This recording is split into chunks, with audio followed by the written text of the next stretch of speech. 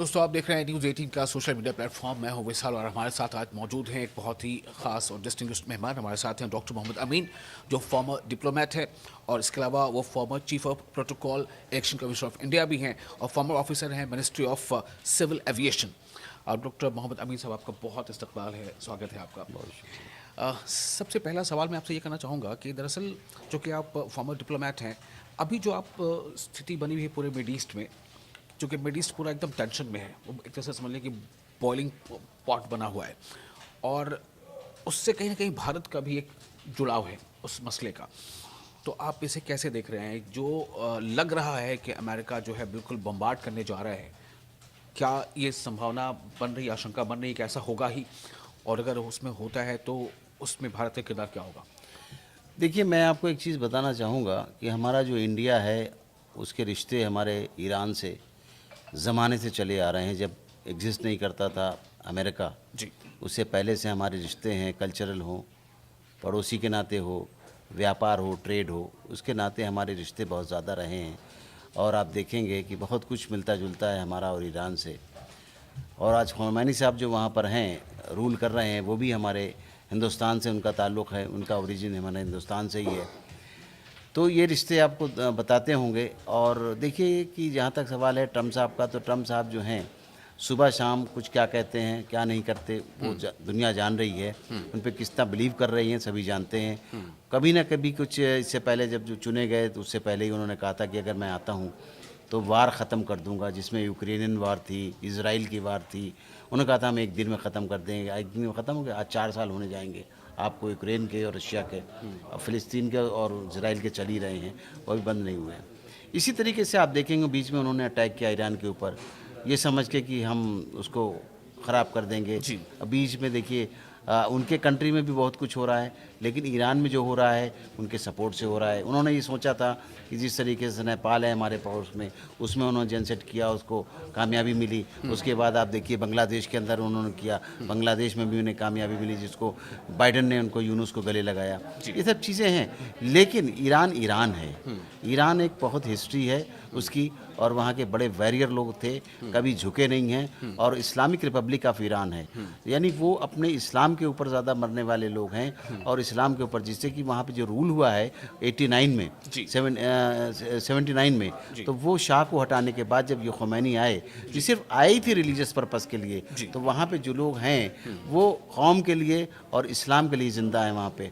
और ये याद होगा आपको, इससे पहले जब उन्होंने अटैक किया तो इज़राइल को जब अटैक किया इन्होंने अपनी बड़ी बड़ी मिसाइलों से, तो उसको ख़तरा लगा कि टारगेट पे मार कर रहे थे उन्होंने। ईरान के लोगों पर इतनी अच्छी मिसाइलें थी, लेकिन उस वक्त इनके साथ गल्फ़ के लोग नहीं थे, रीजन के। रीज़न क्या था कि वो इनके इन्फ्लुएंस में थे, चाहे वो यूएई रहा हो, चाहे वो जॉर्डन रहा हो। उन्होंने इंटरसेप्ट किया है और इंटरसेप्ट करने के बाद उनको रोका, वो वहीं पर रुके, मिसाइल्स नहीं लगे। तो अब अब जो इस वक्त ख़तरा है पूरे गल्फ़ में, वो आप देखिएगा कि ईरान से अगर ख़तरा है तो आपको इज़राइल का, इसकी वजह से उसको तकलीफ़ है ज़्यादा और फुल सपोर्ट में रहता है। छोटा सा कंट्री है, पूरे गल्फ़ को हिला रखा है। गल्फ़ के अंदर क्या नहीं है, पेट्रोल नहीं है, सोना नहीं है, क्या नहीं है, लेकिन उसको पूरा हिला रखा है। वो कौन है? वो इज़राइल है। इज़राइल के लिए उसका पूरा शैडो है, जिसकी वजह से आप देखते हैं और वो उसका कुछ नहीं हो पा रहा। आज भी उन्होंने बात की है तो इजराइल के फेवर की बात की है। तो मतलब मैं जो आपकी बातचीत से मैं अंदाज़ा लगा पा रहा हूँ कि पहले तो ये कि आप कह रहे हैं कि डोनाल्ड ट्रंप कहते सुबह कुछ कहते हैं, शाम कुछ कहते हैं, लेकिन इस बार तो वो कर रहे हैं ना। इस बार तो वो करके दिखा, पूरा आर्माडा को मूव करा दिया है। यूएसएस अब्राहम लिंकन आ चुका है, C-17 फ्लाइट जो है वो तैयार आ चुका है, पूरा फ्लीट आ चुका है। तो इस पर तो करके दिखा रहे हैं वो। नहीं, वो ठीक है, वो मूव किया है उन्होंने। आप जो लिंकन की बात कर रहे हैं, अब्राहम लिंकन की, वो मूव किया है। उनका शिप जो वॉरशिप है, और साथ में 3-4 और शिप उनके लगे हुए हैं, युद्धपोत जिनको बोलते हैं, लड़ाकू जहाज लगे हुए। लेकिन इधर ईरान ने भी साफ कहा है कि अगर हमने एक उन पे मार दिया तो पूरा डूब जाएगा उनका शिप और वो सब खेल ख़त्म हो जाएगा। वो इस बात को समझते हैं, इसलिए वो कह रहे हैं, धमकियाँ दे रहे हैं, लेकिन अटेम्प्ट नहीं कर रहे। आपने देखिए, उसने कहा भी है कि हम न्यूक्लियर नहीं बनाएंगे, लेकिन बाद में उन्होंने बनाया, इजराइल ने, वो ईरान ने। और ईरान ने जो अपना न्यूक्लियर बनाया प्रोग्राम, उसके तहत आप ये बताइए, उन्होंने आज तक बताया तो नहीं कि हम नहीं बना रहे, उनका बना। और आज उसी की वजह से आप देखिए कि रशिया जो है, रशिया ने भी उनको एयरक्राफ्ट दिए हैं जो न्यूक्लियर उनके वेपन्स लेके जा सकते हैं वहाँ तक मार करने के लिए। उधर देखिए इन्होंने हर एक को दुश्मन बना रखा है।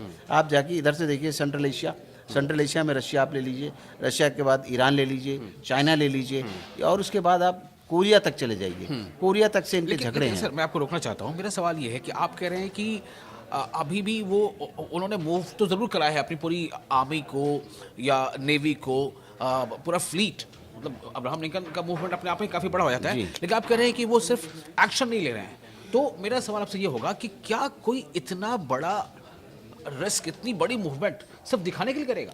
भाई मूवमेंट तो करने के लिए उन्होंने ये दिखाया है कि अभी सब पूरी दुनिया को उन्होंने दिखाया कि मैंने वेनेजुला के राष्ट्रपति को अरेस्ट कर लिया।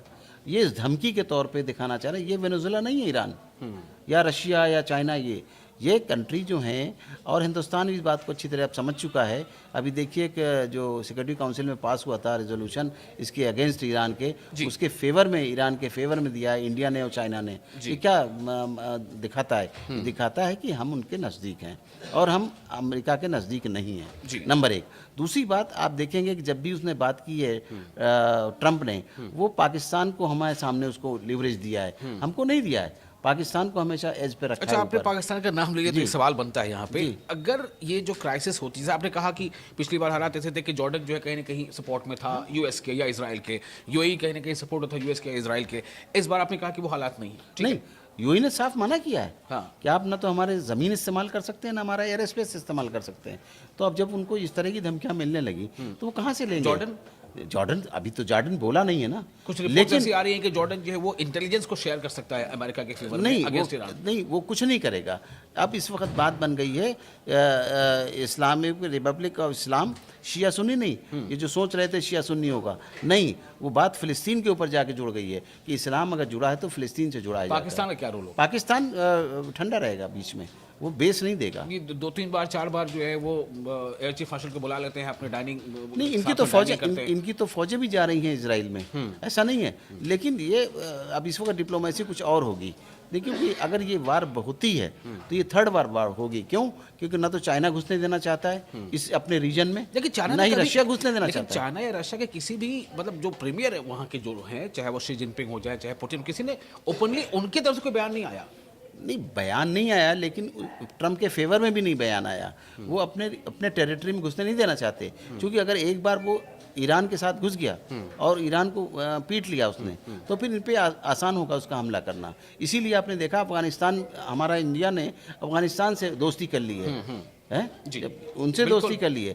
और वो उसका बेस मांग रहे थे, याद होगा, एयर बेस मांग रहे थे, जो कि रशिया ने नहीं, चाबहार तो अच्छा, है, ये अफगानिस्तान वाला, वो तो ईरान की बात है। हाँ, तो ये ईरान का, तो इसीलिए वो चाह रहे हैं। देखिए हमारा भी तो हिंदुस्तान में $120 मिलियन लगा रखा है वहाँ पे चाबहार पे, जिससे कि पूरा हमारा नेटवर्क जुड़ता था। यानी यहाँ से हम जाएंगे तो अफगानिस्तान सेंट्रल एशिया में एंट्री करते हैं, तो हमारा तो पूरा ट्रेड भरा हुआ था, हमारा सारा यहाँ से लेके गुजरात तक। तो चाबहार पे अभी भी नजर लगाया ही हुआ है। नहीं, इसीलिए तो फिर अब अमेरिका, अब खुल के हमारे हिंदुस्तान को आना पड़ा इस बात के लिए। इसीलिए बात को दर्शाया है कि देखिए आप चाबहार एयरपोर्ट में एंट्री करेंगे तो हम आपके अगेंस्ट चले जाएंगे। ओके, अच्छा, अब एक सवाल आप ये यहाँ से मैं ये करना चाहता हूँ कि ईरान, मान लीजिए कि चूंकि डोनाल्ड ट्रंप इतना अनसर्टेन है या अनप्रेडिक्टेबल है, ये तो दुनिया जान गई, तो इसका मतलब है कि दोनों जो है मुमकिनात में से आ जाती है चीज़ें कि वो नहीं भी कर सकते हैं, कर भी सकते हैं। अगर करते हैं तो फिर क्या आप देखते हैं सिचुएशन? नहीं करते हैं तो फिर वो वार जो है न्यूक्लियर वार, न्यूक्लियर वार होगी, जो कि अभी अंदर खाने उनके पास छिपा हुआ है। ईरान के पास छिपा हुआ है न्यूक्लियर, उन्होंने ओपन नहीं किया, लेकिन ये फिर न्यूक्लियर वार होगी और उसमें साथ देगा तो ये लोग साथ देंगे। तो एक मैं देख रहा था कई रिपोर्ट्स में ये बात भी आ रही है कि द स्वॉर्म्स ऑफ शो किया है ईरान के जो ड्रोन्स हैं, हाँ, उन्होंने शो किया है, जी, बताया, उन्होंने दिखाया ये है हमारे पास। अब आप आएंगे तो हम आपके ऊपर आएंगे। तो चलिए, अब ज़्यादा उस पर हाइपोथेटिकली बात नहीं कर सकते, अगर होगा तो क्या होगा, लेकिन चूंकि मूवमेंट जिस तरह की है अमेरिका की, इसलिए सवाल जहन में आ रहा था। एक सवाल मेरा और यहाँ पर होगा कि तो क्या ये मान लिया जाए कि ये जो मिड ईस्ट में पहले जो हुआ करते, जैसे इराक पे जब हमले हुए थे तो कई अरब ममालिक ने अपना एयर स्पेस इस्तेमाल करने दिया था और अपने फौजी अड्डे जो थे अमेरिका के, वहाँ से वो टेक ऑफ कर रहे थे अमेरिका के जेट्स। इस बार वो सिचुएशन नहीं आप बता रहे हैं? बिल्कुल नहीं, उस वक्त भी हमारा हिंदुस्तान ने इनको कोई परमिशन नहीं दी थी। उस वक्त मांगा था, उस वक्त मनमोहन सिंह की सरकार थी। इन्होंने कहा था कि हमें रिफ्यूलिंग के लिए दीजिए, तब मैं फॉरेन मिनिस्ट्री में ही था। जी। उन्होंने कहा था कि हमें रिफ्यूलिंग के लिए परमिशन दे दीजिए। हिंदुस्तान ने उस वक्त रिफ्यूलिंग के लिए परमिशन नहीं दी थी, क्योंकि इराक भी इंडिया का दोस्त था। नहीं, और मैं जब खास तौर सद्दाम से- पे हमला बिल्कुल किया वो था। तो है, और खासतौर से ये भी कि जो मिड ईस्ट के बाकी जो ममालिक है, सऊदी अरब हैं या जॉर्डन है या कतर है या यूएई है, तो इनका भी रोल इस बार उस वक्त के इराक वाले मामले से इस बार अलग थोड़ा नहीं, मुख्तलिफ है। अब आप देखिए ना, ये जो मामला बन रहा है हाँ। वो अब ये समझ चुका है, गल्फ कंट्रीज के लोग हाँ। अच्छी तरह समझ चुके हैं कि अगर हम इनको छूट देते हैं तो ये आज ईरान पे किया है, कल सऊदी पे भी कर देंगे। इनका कोई ठिकाना नहीं है। और कल को ये कुवैत पे भी कर देंगे, क्योंकि उनको यहाँ से सब कुछ चाहिए। जो आपने वेनेजुएला में देखा, इन्होंने क्या चाहिए? सबसे अच्छा पेट्रोल जो 27% निकलता है वहाँ से, इन्होंने वहाँ पे कब्जा कर लिया रातों रात। लेकिन अब ये वो जगह नहीं है जिस तरह ये ग्रीनलैंड मांग रहे हैं। कनाडा ने कार्नी ने मना कर दिया बिल्कुल। अभी रिसेंटली। अच्छा, एक कंडेम सवाल ये किया। भी है कि 80 साल से ज़्यादा उनकी उम्र है खामनेई जी। की, क्यों इजराइल या अमेरिका उनके पीछे पड़ा, क्यों चाहते हैं कि वो रिजिम नहीं, अगर आप बात करते हैं खुमैनी साहब की 80 साल की उम्र है, खामनेई खामनेई खामनेई साहब की 80 साल की उम्र है, तो क्या ट्रम्प की नहीं है क्या 79 ईयर? ऐसा नहीं है। देखिए, खामनेई साहब का एक रिजीम चल रहा है और वो इस्लामिक कंट्री है वो, और अगर उस पर चल रहा है तो उसको कैसे डिस्ट्रॉय कर देंगे? क्योंकि कितना ज़्यादा वहाँ हुआ था जिसकी वजह से शाह को पलटना पड़ा था। जी। चलिए, बहुत शुक्रिया आपका, आपने बहुत कीमती बातें बताई हैं। और यहाँ पर जो इनपुट सामने आ रहे हैं, अगर हम अमीन साहब की बात माने तो उनका ये कहना है कि अमेरिका ये सिर्फ एक धमकी और वार्निंग के तौर पर कर रहा है। वो चाहता है कि ईरान झुक जाए, लेकिन ईरान जो है एक ऐसे नेशन है जिसकी अपनी लंबी ये तारीख रही है और वो सरेंडर करने वाली तारीख नहीं है। देखते हैं आगे क्या होता है। बहुत शुक्रिया, आप बने रहे सर, आपका बहुत शुक्रिया।